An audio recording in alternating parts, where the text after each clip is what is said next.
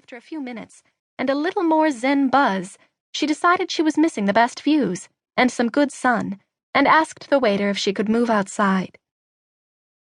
After she was reseated among the pine trees that surrounded the flagstone patio, enjoying the scenery and the way the sun danced through the oak leaves across the patio, Adam walked in. Paige straightened her back and twirled the wine glass between her fingers, trying to look as unruffled as possible.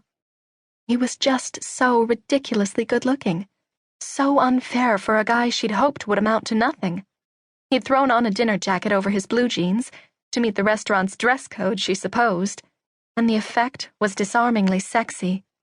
He took his hat off as he made his way past the tables, the sun backlighting him, and his amble seemed to gain strength, as if he absorbed it from the trees, the stones, the smoky scent of the fireplace on the patio. He nodded to the waiter who stood by the bar. He was clearly at home here. Her disadvantage. "Glad you found a seat," he said, glancing at the surrounding empty tables. She attempted a smile, but her lips got stuck on her teeth, and she quickly took another gulp of wine. "This was a good choice to hide from your staff. Come here often?" "Why do you ask?" "Just wondering what kind of a secret life you're living these days." He glanced up from underneath his eyebrows as he slid smoothly into the chair across from her, but didn't bother to address that accusation. She needed to knock this off. Her nervousness with him was making her say crazy things. She tried to relax her shoulders and sink into her chair like Betty Davis might, but worried she wasn't pulling off the look exactly. She probably looked drunk. "I guess I owe you an apology," he said. She did a double take, not quite ready to hear those words as her heart rate escalated. "An apology?" "For not remembering you." She straightened in her chair. That wasn't the apology she'd been hoping for. Not that she'd lain in bed awake at night thinking about apologies from Adam Mason, of course, for something like 16 years.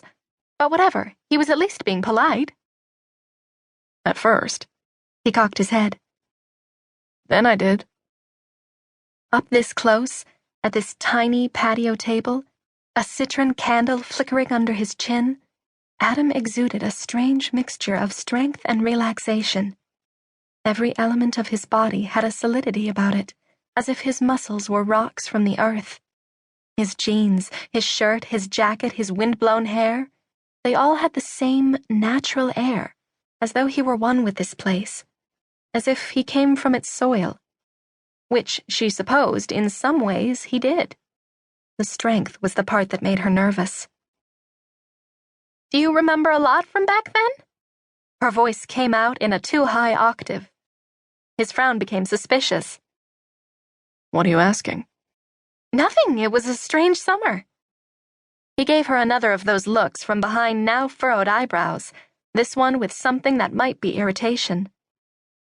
"What's done is done," he said. "Is there something you wanted to talk about?" Paige focused on the candle. No, there wasn't.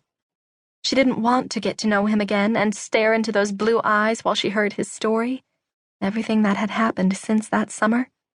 She didn't want emotions to enter the scene, and she didn't want him to remember exactly.